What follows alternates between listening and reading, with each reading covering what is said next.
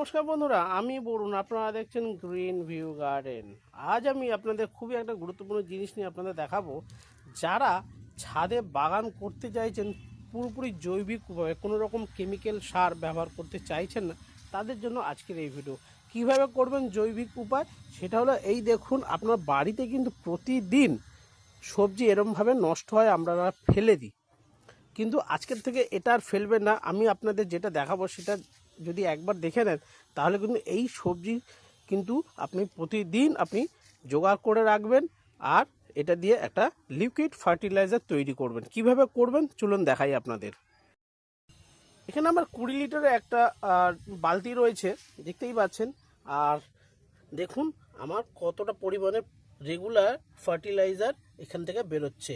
যে সবজিগুলো আপনারা বাড়িতে কাটছেন, কাটার পরে যেসব সবজিগুলো থেকে যাচ্ছে, আনাজ থেকে, আমরা কি করি, ডাস্টবিনে ফেলে দিই, জমা বাইরে থেকে ওগুলো বেকার হয়ে যায়। তো আজকের পর এটা আর হবে না। এটা কি করব, আমি রোজ এখানে দেখুন জমা করছি, জমা করে এখানে ভর্তি করছি। ভর্তি করার পর কি হচ্ছে না, এইগুলো পচে গিয়ে আপনার এখানে লিকুইড ফার্টিলাইজার তৈরি হচ্ছে।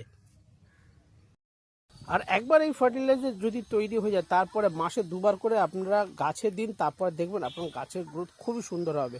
আর শুধু গাছে না, এবং আমি যেরকম দেখুন 3খানা বোতলে স্টোর করে রেখেছি, আপনারা এরকমভাবে স্টোর করে রেখে দেবেন।